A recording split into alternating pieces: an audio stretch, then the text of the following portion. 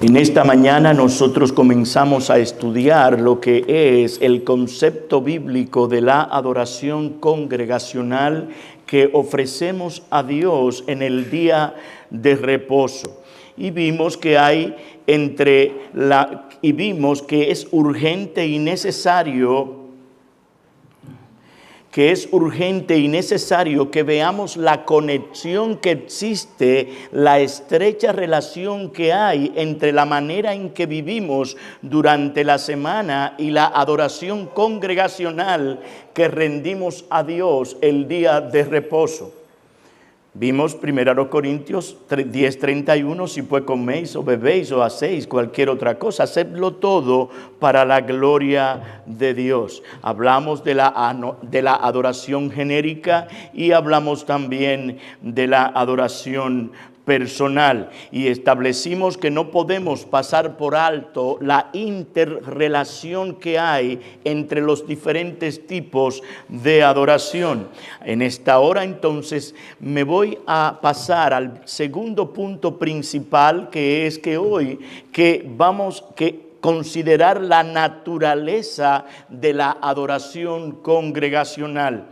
Y primero quiero que veamos juntos que hay dos elementos esenciales para esa adoración de creyentes verdaderos, ofreciéndole a Dios sacrificios espirituales que den gloria a su nombre. Dos elementos. Y luego entonces veremos algunas de las actividades que se lleva a cabo en este tipo de adoración que rendimos a Dios cada primer día de la semana.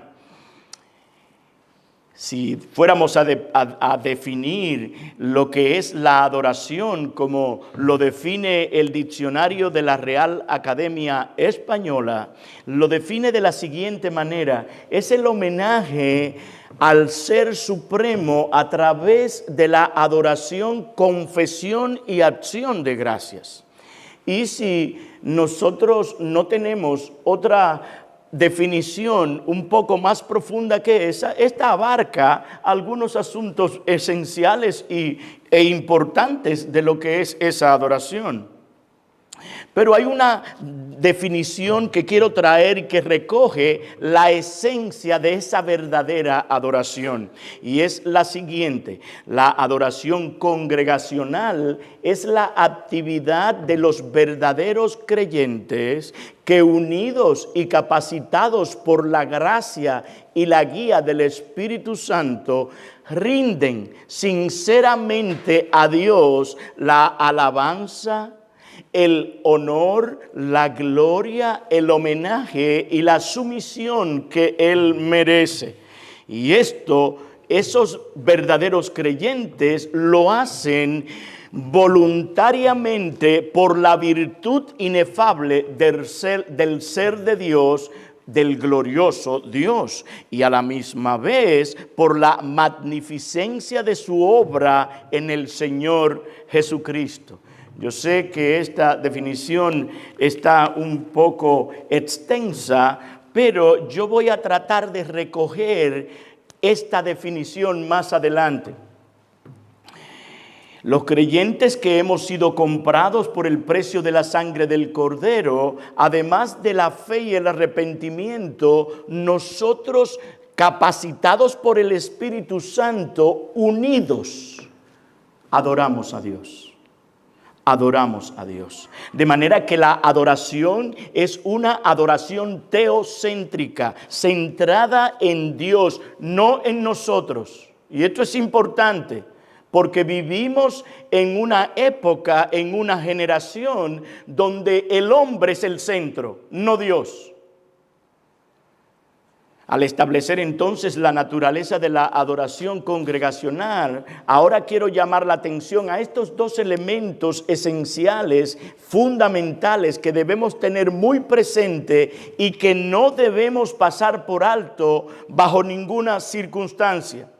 En primer lugar, estos dos elementos son la revelación de Dios La predicación, que es lo mismo cuando Dios se revela a su pueblo. Y en segundo lugar, la respuesta o reacción adecuada del adorador, del que recibe esa proclamación.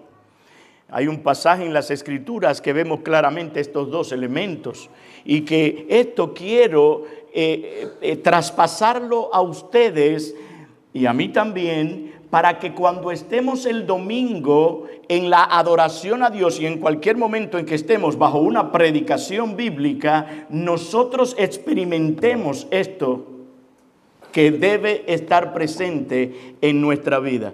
Recibir la proclamación de la verdad y responder a esa proclamación.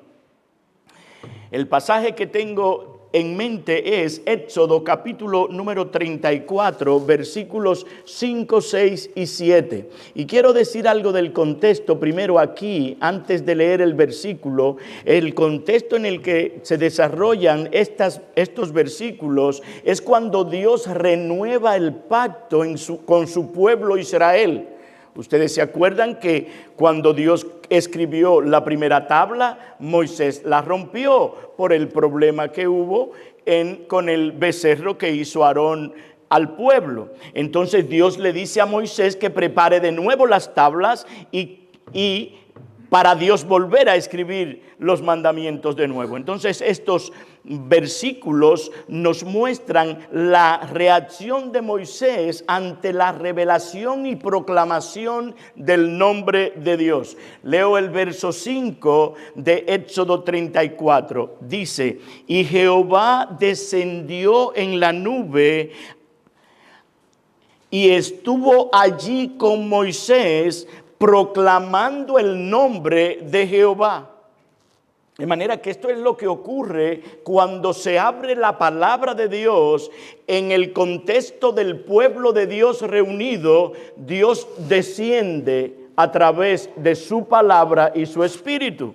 El verso 6 sigue diciendo: y pasando Jehová por delante de él, de Moisés, claro, proclamó: Jehová, Jehová, fuerte, misericordioso y piadoso, tardo para la ira y grande en misericordia y verdad, que guarda misericordia a millares, que perdona la iniquidad, la rebelión y el pecado, y que de ningún modo tendrá por inocente al malvado, que visita la iniquidad de los padres sobre los hijos y sobre los hijos de los hijos, hasta la tercera y la cuarta generación.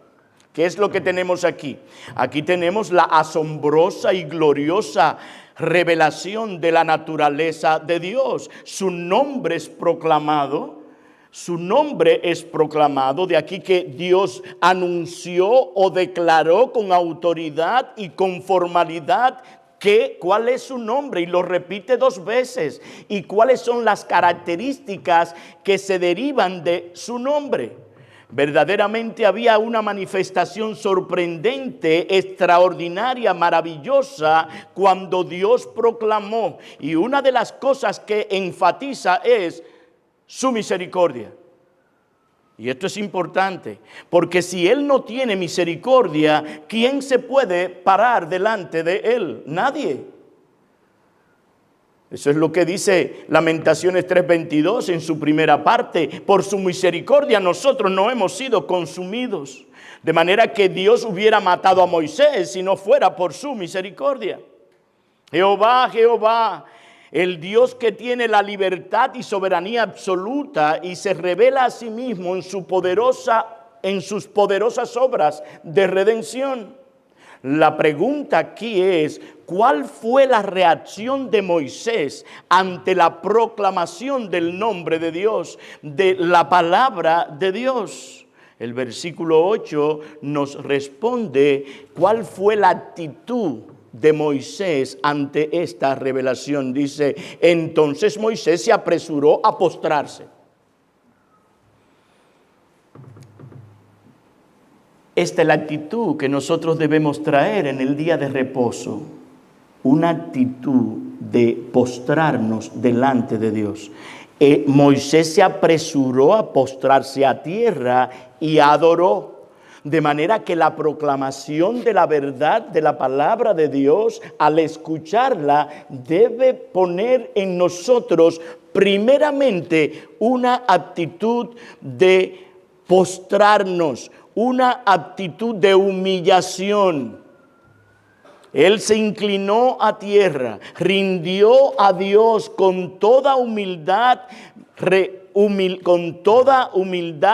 y reverencia, el honor y el homenaje que Dios se merece. Apresuradamente, dice la Escritura, corrió rápidamente. De manera que tenemos que tener cuidado, hermanos, aquí, y quiero traer una aplicación en este momento, que tenemos que tener cuidado de la actitud con la cual nosotros llegamos a la iglesia el domingo. Porque como lo hacemos todos los domingos, esto pudiera verse como algo, como una costumbre, como un hábito. Y llegamos y vemos a los hermanos, qué bueno, y oramos y cantamos aquí. No. Hay algo extraordinario que va a ocurrir. Dios va a venir a hablar a su pueblo y Dios va a recibir todos los sacrificios espirituales que su pueblo debe traerle a Él. De manera que esto es algo sumamente importante.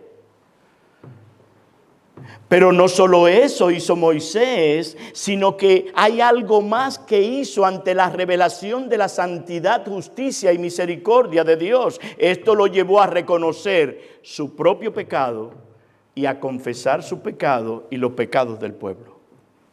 Eso es lo que vemos en el verso 9. Dice, Señor, si ahora he hallado gracia en tus ojos, vaya ahora el Señor en medio de nosotros. ¿Por qué? Porque es un pueblo de dura cerviz. Es un pueblo soberbio, orgulloso. Es un pueblo que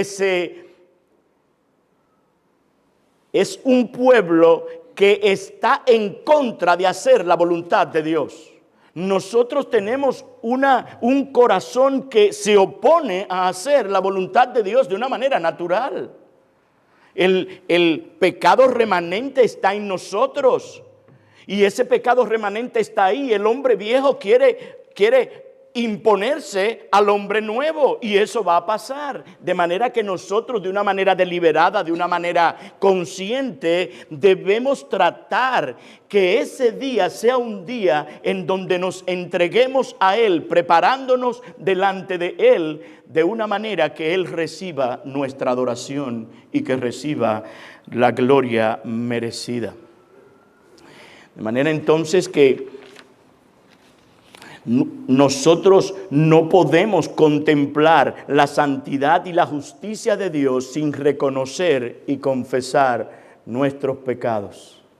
Obviamente, amparándonos en su misericordia, amparándonos en que Él perdona el pecado en Cristo y que Él nos guía y nos ayuda y nos capacita para que le adoremos como Él manda en su palabra. Ahora, la revelación de Dios y la respuesta adecuada a esta revelación y los atributos de Dios pueden ser conocidos a través de la creación y a través de nuestra propia experiencia personal. Los cielos cuentan la gloria de Dios, como hablábamos el año pasado. El firmamento anuncia las obras de tus manos. Un día emite palabra, otro día, etcétera, etcétera, etcétera.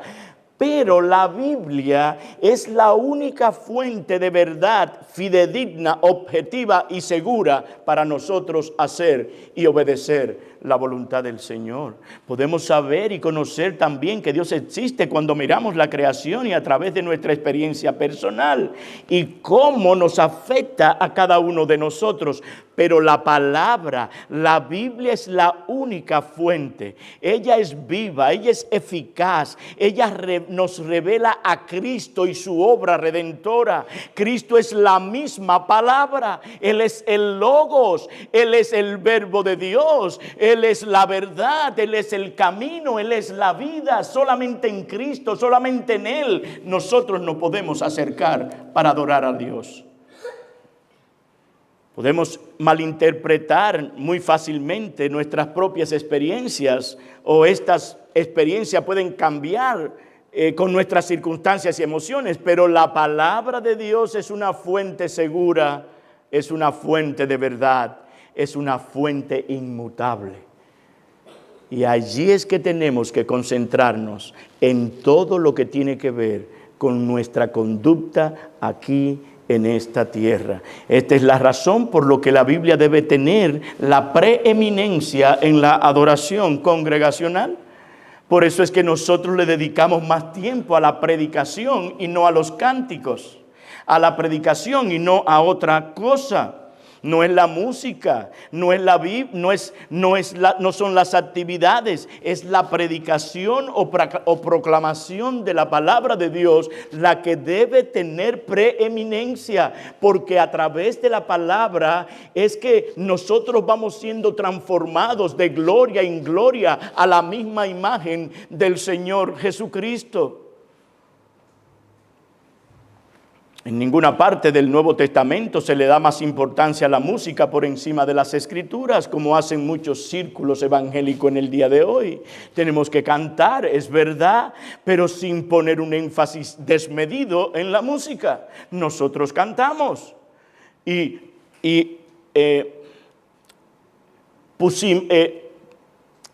nosotros dedicamos un tiempo a cantar. Y glorificamos a Dios, y yo me gocé en esos cánticos, de manera que eso es propio, pero no podemos ponerle más tiempo del que es debido a la música.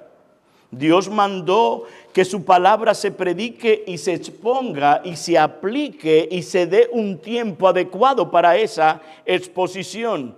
La Biblia y su mensaje deben tener entonces preeminencia en la adoración congregacional. La palabra de Dios es el medio de Dios a través de la cual Él se comunica con nosotros, su pueblo. Y la palabra de Dios trae al pueblo consuelo, trae al pueblo esperanza, exhortación, promesas. Ella nos enseña, nos corrige, nos redarguye, nos reprende, nos amonesta. Es a través de la palabra que salimos de aquí fortalecidos, sabiendo que tenemos esperanza en Cristo, sabiendo que no es por las obras de la ley que nosotros nos salvamos, sino por la obra redentora de Cristo en la cruz del Calvario. Es su sangre derramada la que nos limpia de todo pecado. Es a través de lo que Él hizo y lo que Él ha hecho que nosotros podemos tener vida eterna en su nombre. De manera que todo el consejo de Dios y todo esto para formar la imagen de Cristo en nuestras vidas. Por eso es que Pablo, después de decirle a Timoteo que toda la Escritura es inspirada por Dios y útil para enseñar, para instruir en justicia, en 2 de Timoteo 4, 1 y 2 le dice: te encarezco delante de Dios, que juzgará a los vivos y a los muertos en su manifestación y en su reino, que prediques la palabra. Es la palabra. Que instes a tiempo y fuera de tiempo, redarguye, reprende, exhorta con toda paciencia y con toda doctrina. De manera que es las Escrituras.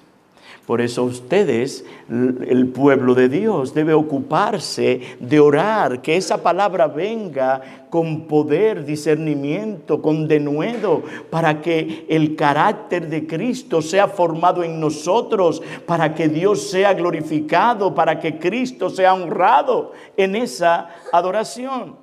Ahora bien, no es suficiente que el adorador conozca la verdad, porque muchos conocen la verdad y la tienen en su intelecto. Hay muchos que tienen conocimiento de la Biblia, pero no viven según ese conocimiento. De manera que esa palabra que conocen no ha llegado a su corazón para transformar sus vidas a lo que Dios ha mandado.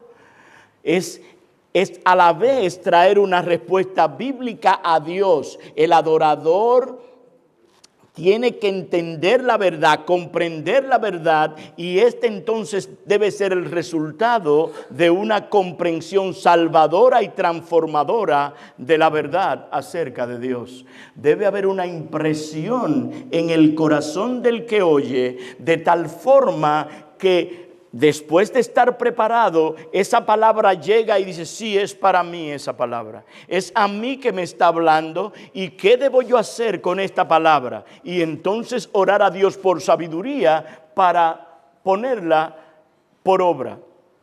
Entonces, según nuestra definición que traje, la adoración congregacional es la actividad de los verdaderos creyentes. Es la actividad de los verdaderos creyentes. El Señor Jesucristo dice en Juan 4:23 que Dios busca verdaderos adoradores que le adoren en espíritu y en verdad. La adoración entonces congregacional es una actividad de creyentes verdaderos. No es posible que un incrédulo haga tal cosa. La pregunta entonces es, ¿quiénes son esos creyentes verdaderos que Cristo dice que el Padre busca a esos adoradores? Son aquellos que han sido objeto de la gracia salvadora de Dios. Por gracia somos salvos por medio de la fe, y esto no de vosotros, sino es un regalo de Dios, para que nadie se gloríe, porque mire, si usted entiende que hizo algo para salvarse, la salvación, no va a haber quien lo soporte. No va a haber quien lo soporte.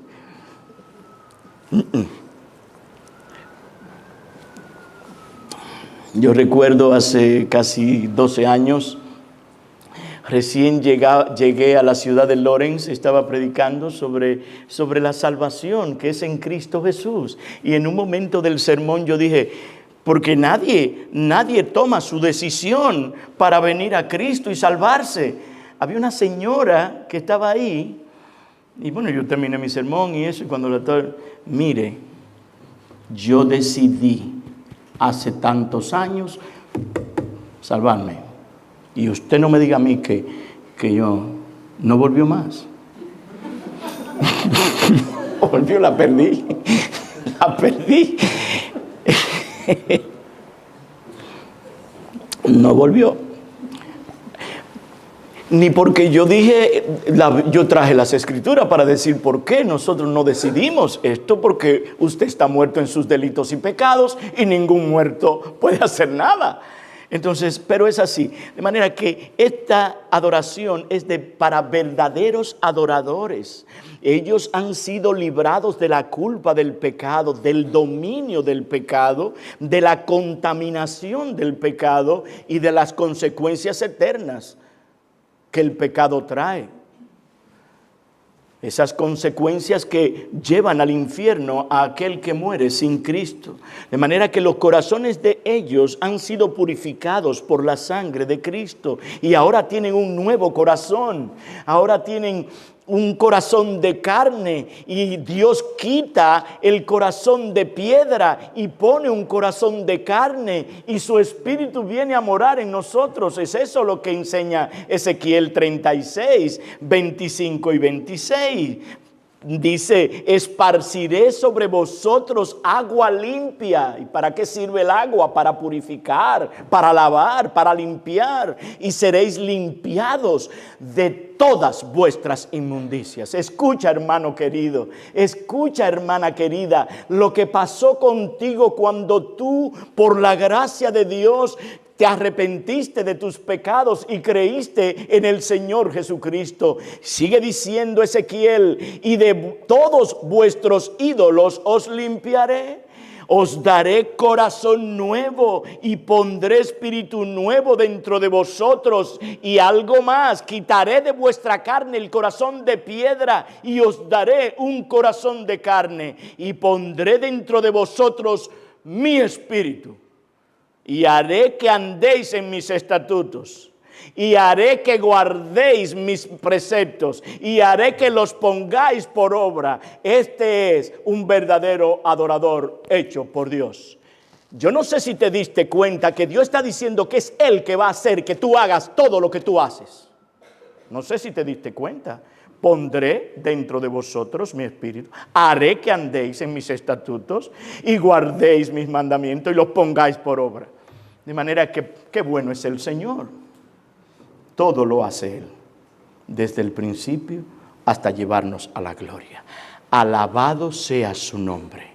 De manera que nosotros al oír estas cosas debemos prorrumpir dando gloria al Señor por la salvación tan grande que en Cristo Él nos ha dado. Alabado sea su nombre. Entonces estos creyentes ahora tienen un corazón regenerado y ahora sienten amor sincero por Dios. Ahora desean y quieren honrar y alabar a Dios. Ahora quieren predicar a Cristo y a este crucificado. Estos creyentes ahora unidos como iglesia local adoran y entregan y expresan su adoración a Dios en espíritu y según la verdad. De manera que esta unidad es una unidad espiritual. Es una unidad espiritual, de manera que son verdaderos creyentes y unidos. Unidos. Esto nos lleva entonces a nuestro próximo punto de que estos que han sido objeto de la gracia de Dios, unidos, adoran a Dios. Y este es un punto sumamente importante, porque tenemos que estar en la misma página. Por eso es que las iglesias bautistas reformadas tomamos tiempo para que aquellas personas que llegan a nuestro contorno puedan entender bien esta doctrina y puedan oír, ver cómo nosotros entendemos la verdad para que ellos se puedan unir a esto, porque si alguien no está unido a esta verdad, entonces vamos a estar disparejos. El Señor Jesucristo en su oración sacerdotal nos ora al Padre por esta unidad. Y esto es interesante porque el Señor entendió la importancia de esta unidad para su iglesia local y entonces Él clama al Padre. En Juan 17, 20 y 21 dice: mas no ruego solamente por estos, los discípulos, sino también por los que han de creer en mí por la palabra de ellos, para que ellos sean uno. Como tú, oh Padre, en mí y yo en ti, que también ellos sean uno en nosotros. Esto es un misterio. Y hay un propósito aquí muy claro y específico y enfático que el Señor llama la atención para que el mundo crea. De manera, hermanos amados, que la unidad del pueblo de Dios para la salvación de los perdidos es sumamente importante para que el mundo crea que tú me enviaste. La gloria que me diste yo les he dado para que sean uno, así como nosotros somos uno. De manera que aquí está hablando de una unidad doctrinal, de una unidad espiritual. Por eso es que usted ve que hay personas que no encajan aquí. Porque esto tiene un asunto sumamente espiritual y doctrinal. En virtud entonces de su unión a Cristo y su comunión con Él, ellos están unidos unos a otros. Los une su amor por Cristo y los une el amor que ellos tienen unos para con otros. Y ese amor tiene que ser un amor genuino entre el pueblo de Dios. Tiene que ser un amor auténtico, sincero. Por eso es que nosotros tenemos que amar a nuestros hermanos. Por eso es que nosotros tenemos que orar por nuestros hermanos. Por eso es que nosotros tenemos que cuidar a nuestros hermanos. Si tú eres el guardia de tu hermano, tú lo eres. De manera que esto revelará el poder y el poder salvador de Dios en Cristo cuando nosotros estamos unidos unos para con otros. Yo doy gracias a Dios cómo se unen estas dos iglesias cada año para hacer esta estas conferencias. Esto es bueno, esto es beneficioso, esto da gloria al Señor. Hay un comentarista que dice, hablando de este amor que lleva a la unidad, dice él, es justamente en el amarse unos a otros que llega a expresarse la unidad de todos los creyentes verdaderos. Juan 15, 12 y 7. Este es mi mandamiento, dice Cristo, que os améis unos a otros como yo os he amado. Esto os mando, que os améis unos a otros. No es una opción, tú tienes que amarme a mí. Y yo no me quejo del amor de ustedes. Pero tú no tienes opción, yo tampoco. Tengo que amarte.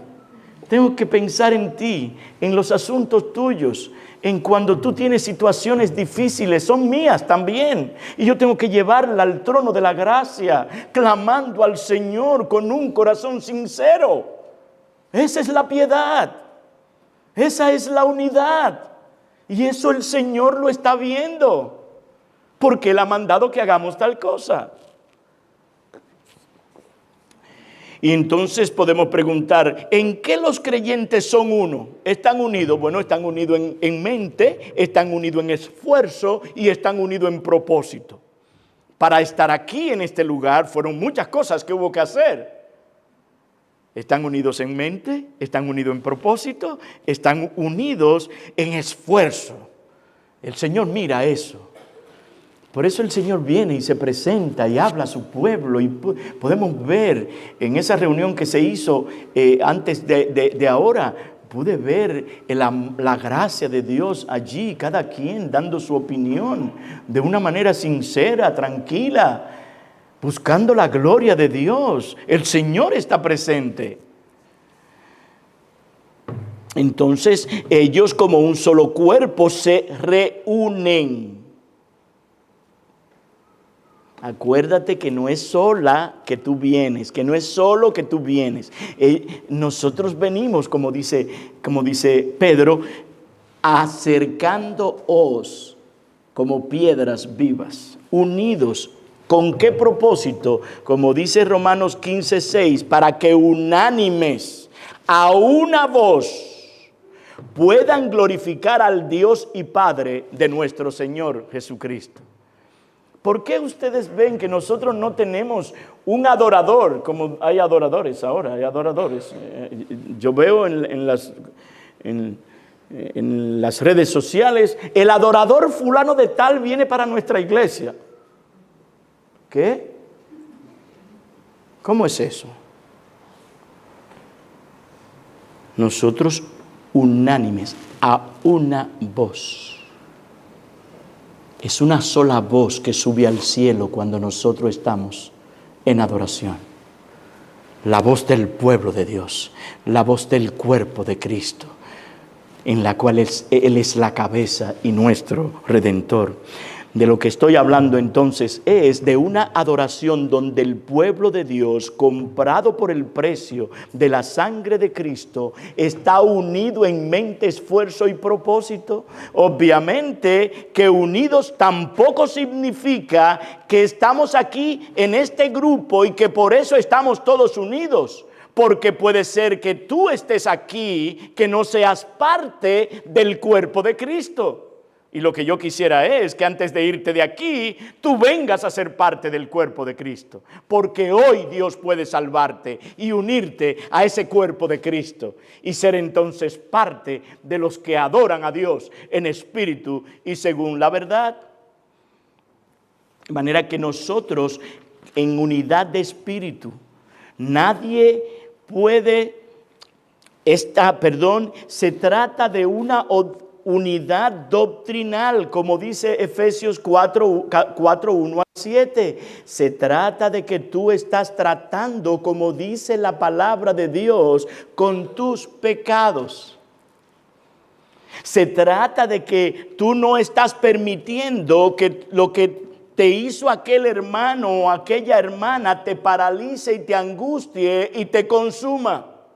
sino que tú vas a ver, a buscar al Señor en oración de lo que tú tienes que hacer para acercarte a aquel hermano o a aquella hermana que te agravió, para resolver la situación. Porque el Señor Jesucristo entiende que iban a suceder estas cosas, por eso el perdón.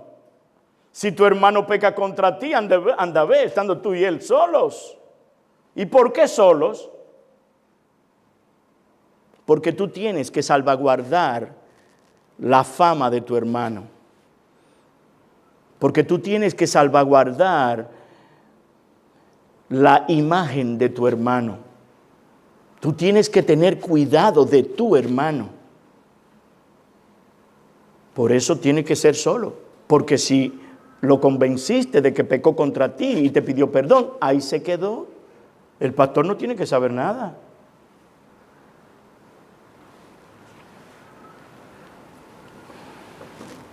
Tú estás tratando bíblicamente como Cristo ha mandado con el pecado, y entonces te vas a presentar delante de Él con una conciencia tranquila, con una conciencia limpia delante de Dios y delante de los hombres.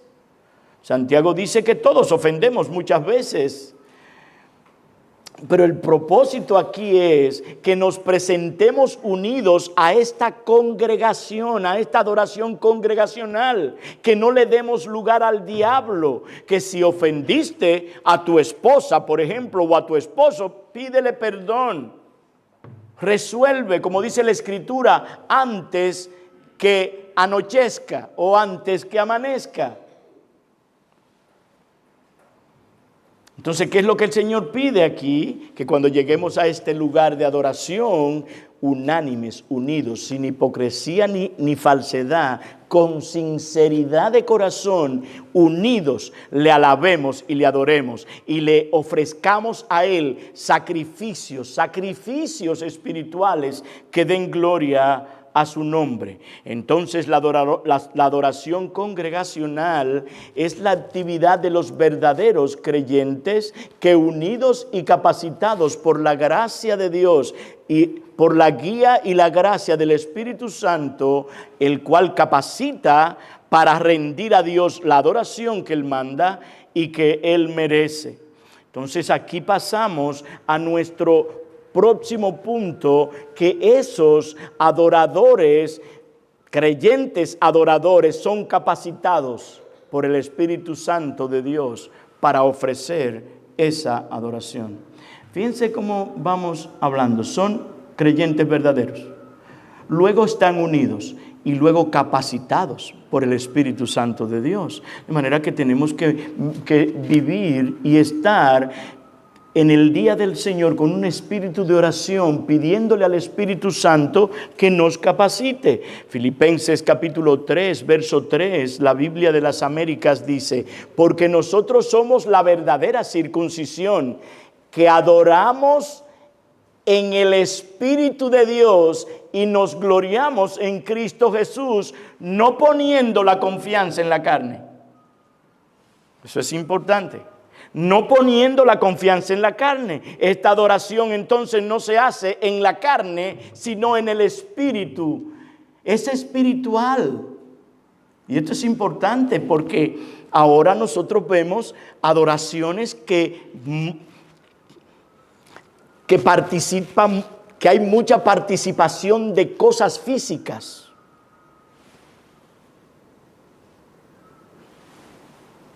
Levantamos las manos. Yo no estoy diciendo que sea pecado eso. Yo puedo decir aquí, según las Escrituras, que levantar las manos no te hace más ni menos en la adoración. Punto. Porque esto es espiritual. El Señor no está viendo si tú estás levantando las manos o no. El Señor está viendo tu corazón en esa adoración. Es un asunto espiritual. La adoración que Dios demanda de nosotros es guiada por el Espíritu Santo. Por eso es que el Señor dice muy enfáticamente: mas la hora viene y ahora es cuando los verdaderos adoradores adorarán al Padre en espíritu y en verdad, porque también el Padre tales adoradores busca que le adoren. Dios es espíritu, y los que le adoran en espíritu y en verdad es necesario, y es importante esto, es necesario. No es posible hacerlo de otra manera.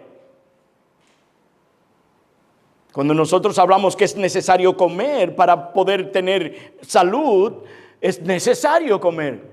Es necesario que sea en espíritu y en verdad, porque si no es así, Dios no recibe esa adoración. Tú y yo no podemos adorar a Dios sin la gracia, el poder, la influencia y las operaciones del Espíritu Santo. No podemos. Eso es una obra espiritual.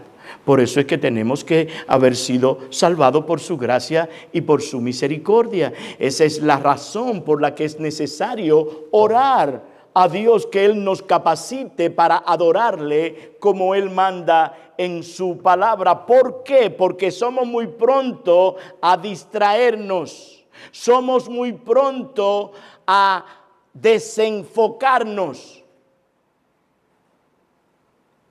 De repente la hermana llega a la iglesia y se acuerda, óyeme, planché la falda y yo desconectaría la plancha. ¿Se fue? ¿Se fue? Se fue. Somos fácil de distraernos, hermanos. Y el enemigo sabe cómo distraernos. Cualquier cosita nos distrae. Y mi propósito es, y también para mí, es que tratemos con estas cosas y saquemos esos pensamientos. Si se quedó la plancha, que lleguen los bomberos y resuelvan. Señor, pero déjame adorarte.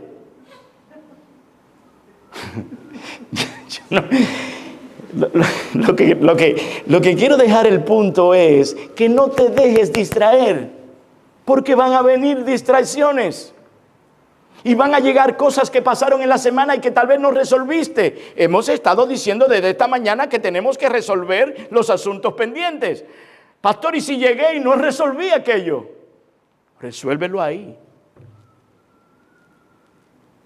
Señor, agravié a fulano de tal. Pasó tal cosa, perdóname. Desde que salga de aquí, en la primera oportunidad resuelvo tal cosa. Dios te lo recibe como si fuera resuelto. Ese es el Dios que tenemos. Entonces, ofrecemos ahí nuestra adoración al Señor. El punto es que somos fácil para nosotros distraernos, nuestras mentes vuelan. Y tú verás el domingo. ¿Qué cosas? Van a venir cosas. Acuérdate. Sácalas. A veces si nos preguntan, ¿qué fue lo que cantamos? Ay, ay, ay. Se nos olvida. ¿Por qué? Porque estamos en otro lugar. La mente se va. Estamos cantando, hermanos. Y cuando estemos cantando, eso es parte de la doctrina, para aprender la palabra. Nosotros cantamos la palabra, por eso no cantamos coritos, porque para eso. Entonces tenemos que estar enfocados en cada estrofa, que es lo que estamos cantando, para que eso sea parte de nuestra adoración al Señor y de nuestra edificación delante del Señor. De manera que si el Espíritu Santo no está presente, vamos a recibir otra vez mal la predicación, vamos a ver despropósito, nos enfocaremos en el instrumento y no en la instrucción que trae ese instrumento puesto por Dios. Nos sentaremos ahí no como estudiantes, sino como maestros. Nos sentaremos allí no como discípulos, sino como jueces. Nos sentaremos allí de una manera que no vamos a ser bendecidos por la palabra de Dios ni por el hombre de Dios, porque estamos desconectados.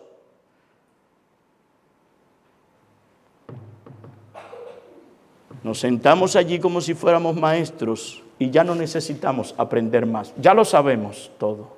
Así es el espíritu de algunos.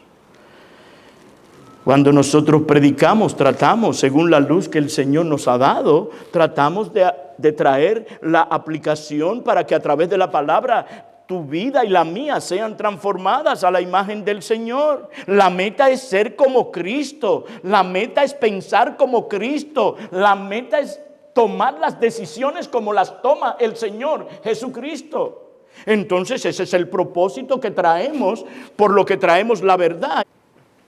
Si el corazón no está, no hay adoración. Eso fue lo que pasó con el pueblo de Israel. Dios no aceptó la adoración. Isaías 29:13, Dios no aceptó la adoración que ellos le dieron porque le faltó este ingrediente fundamental. Se acercan a mí con su boca, pero su corazón está lejos de mí. Este pueblo de labios me honra, pero su corazón está lejos de mí. Piensan que las simples expresiones externas de adoración son suficientes para complacerme, pero se equivocan. En vano me rinden culto, dice el Señor. El Señor no lo recibe, porque Él ha establecido en su palabra lo que Él quiere y lo que Él acepta y lo que Él bendice. Él lo ha establecido. Entonces, que Dios es espíritu es uno de los atributos de Dios y somos llamados a adorarle espiritualmente. ¿Qué significa esto? El término espíritu, como señala un siervo de Dios, es usado para identificar un ser o una sustancia inteligente e inmaterial, uno que carece de las propiedades peculiares de la materia y posee propiedades análogas a la mente humana. En este sentido, Dios es espíritu. La espiritualidad de Dios entonces es el fundamento del segundo mandamiento, del segundo mandamiento en los 10 mandamientos. No te harás imagen, ni ninguna semejanza de lo que está arriba en la tierra, de lo que está arriba en el cielo, ni abajo en la tierra, ni en las aguas debajo de la tierra. No te inclinarás a ellas, ni las honrarás, porque yo soy Jehová tu Dios. No venimos a ofrecer sacrificios a nada material. Dios es espíritu. ¿Y por qué Moisés dice esto en Deuteronomio 20, 4 al 6? La razón que da Moisés para este mandamiento es que ellos no vieron forma alguna cuando Dios manifestó su presencia en el monte de Sinaí. Deuteronomio 4, 12 al 18. De manera entonces que para ofrecer adoración a Dios no es suficiente venir delante de Él de rodillas. No estoy diciendo que no nos podamos arrodillar, pero por ejemplo, veo personas que tienen la costumbre en el culto de adoración público, de cuando llegan a arrodillarse. En nuestra iglesia llegan personas. Entonces, eso no es, yo no puedo decir que sea pecado hacer eso, pero eso no le agrega nada a tú sentarte, bajar tu cabeza y orar al Señor. ¿Me llevan? Eso no le agrega nada. Eso es un asunto simplemente físico que estás haciendo. A veces me pregunto, ¿se arrodillará en su habitación? Eso es una buena pregunta. ¿Se arrodillará cuando está solo o cuando está sola, cerrada la puerta? Como dice Mateo capítulo 6, el Señor.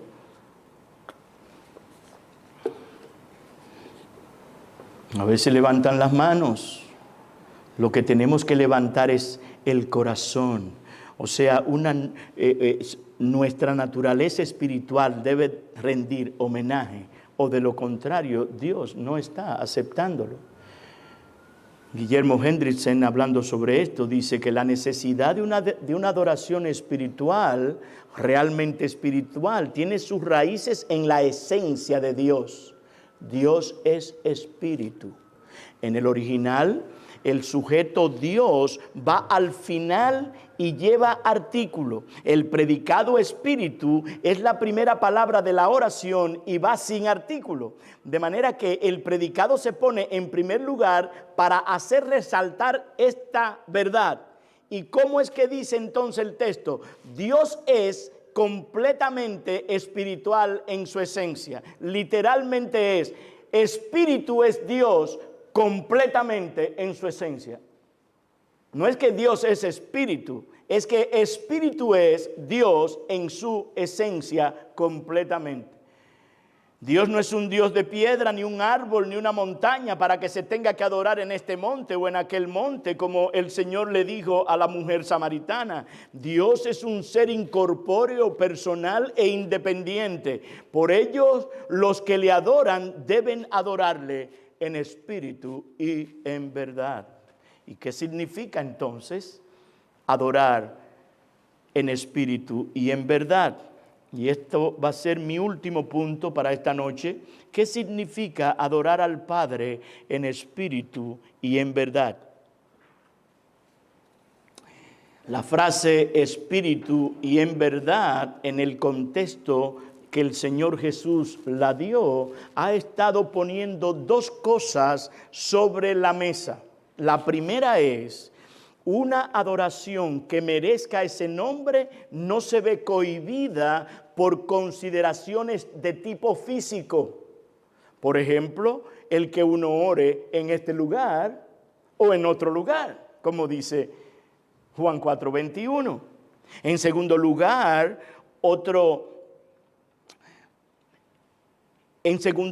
que esta adoración opera en el ámbito de la verdad. Es espiritual y tiene que ser en el ámbito de la verdad. ¿Pero cuál verdad? El conocimiento claro y definido de Dios que se deriva de su revelación especial, la palabra de Dios. En este contexto, entonces, el adorar en espíritu y en verdad solo puede significar, primero, tributar a Dios homenaje en que participe todo el corazón. Como decía esta mañana, todo tu ser, intelecto, afectos y emociones y la voluntad. Todo tu ser. Y segundo, hacerlo en completa armonía con la verdad revelada de Dios en su palabra. Con la verdad revelada de Dios en su palabra. Esta adoración, por tanto, no solo será espiritual en lugar de material, no solo será interna en lugar de externa, sino que también estará dirigida al verdadero Dios. Ese verdadero Dios que la Escritura presenta y que se ha revelado en la obra de redención, en la persona y la obra del Señor Jesucristo. De manera que es una adoración al Trino Dios, Dios Padre, Dios Hijo y Dios Espíritu Santo. Los adoradores genuinos adoran en espíritu y en verdad, porque tales adoradores el Padre busca que le adoren. Esto no significa que existen personas que se han hecho adoradores ellas mismas y que el Padre las está buscando. Sí, porque mírelo ahí, adoradores. Y el Padre lo busca. Soy un adorador. Soy una adoradora. Eso es lo que pasa. Eso no es lo que significa eso.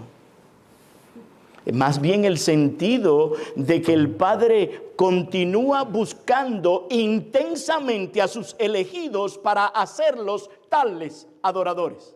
Eso es lo que significa eso. El Padre, Dios el Padre, a través de su palabra, su Espíritu, anda buscando esos adoradores a través de la proclamación de la verdad y del Evangelio de Jesucristo para perdón de pecadores.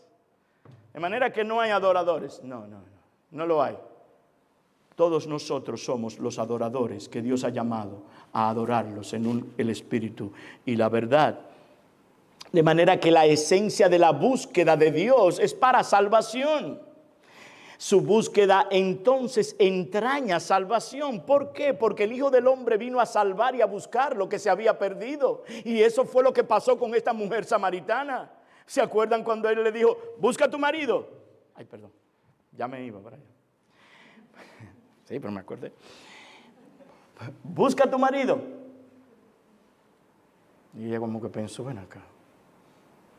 1, 2, 3. Ay. ¿Y cómo se lo dijo? Señor Jesucristo, dice la Escritura que era necesario pasar por Samaria.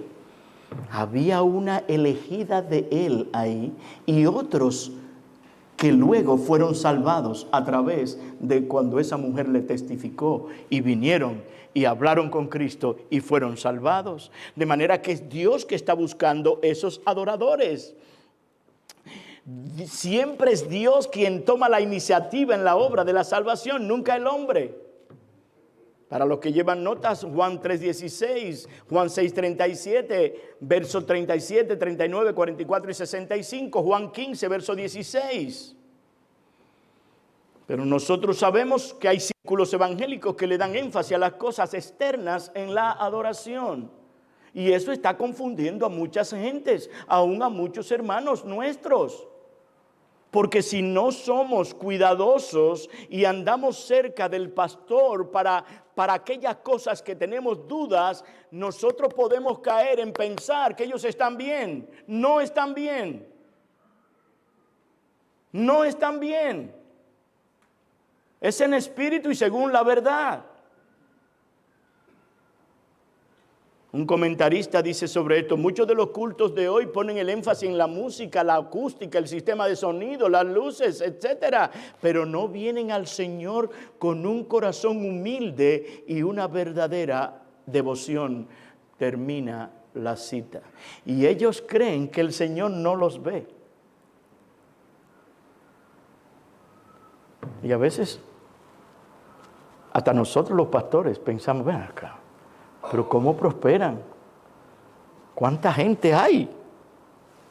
Llenan los lugares. Prosperan mucho. Y nosotros con necesidades básicas. Pero nosotros creemos y queremos glorificar a nuestro Dios. Que Él sea glorificado en su iglesia. En medio de la escasez, en medio de la dificultad que tiene el adorar de esta manera. Tiene un costo adorar esto, pero tiene una bendición extraordinaria que vamos a ver en mi último sermón si el Señor nos ayuda.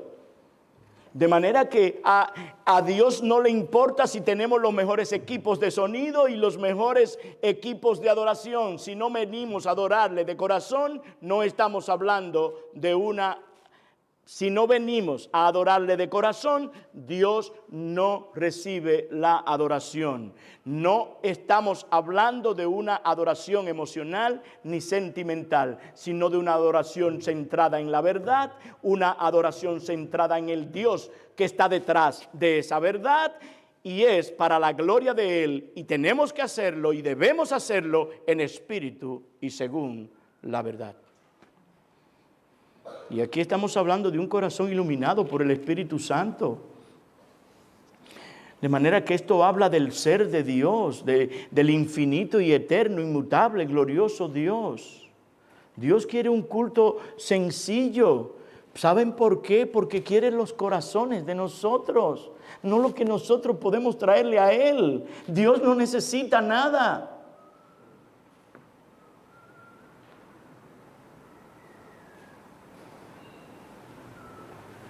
Cuando nos presentamos a Dios de esta manera y pensamos y meditamos en Él, cómo nos ayudó en la semana, cómo vimos nuestras necesidades resueltas, cómo nos cuidó nuestros hijos, nos dio la gracia que necesitábamos para caminar durante la semana, cuánto bien nos ha hecho. Y entonces, ¿qué va a pasar? Que vamos a prorrumpir en adoración a nuestro Dios. Porque Él es bueno y para siempre es su misericordia. De manera que, como dice Santiago, acercaos a Dios según sus términos y Él se acercará a vosotros. Santiago 4:8.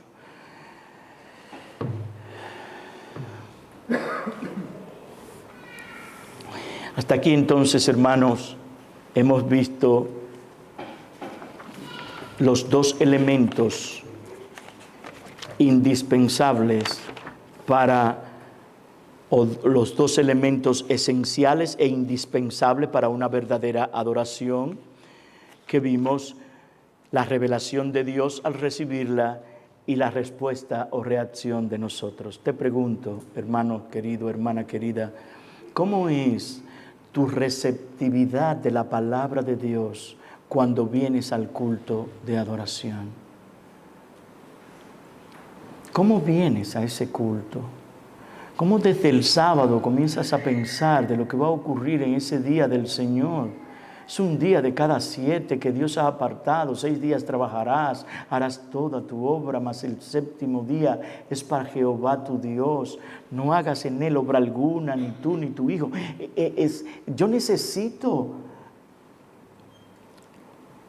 Yo te llamo, mejor dicho, yo te llamo a venir en una adoración consciente y solo a mí en ese día. Entonces, ¿cómo venimos? ¿Cómo nos acercamos a Dios? Debemos venir con la expectativa de que Dios estará presente en aquel lugar. Debemos venir con la expectativa de que Él nos hablará al corazón. Debemos venir con gratitud por todos los beneficios que recibimos en esa semana y con el corazón lleno de gratitud, con las manos llenas de gratitud por todos los bienes que Él nos dio en toda esa semana. Y para eso tenemos que ofrecer sacrificios, tenemos que pensar, meditar y reflexionar. También, hermanos amados, debemos venir con gratitud al Señor por su bondad y misericordia, porque nos ha dado hombres para que nos prediquen la palabra. No estamos solos. El Señor demanda esa adoración, pero Él no es como Faraón, que manda a hacer los ladrillos y no da la paja. Él es un Dios generoso, benevolente, y nos da hombres que se pasan tiempo pensando en nosotros, orando por nosotros y estudiando para nosotros la palabra de Dios. De manera que debemos venir en gratitud al Señor, alabando su nombre, dando gloria a su nombre, porque Él es bueno y para siempre es su misericordia.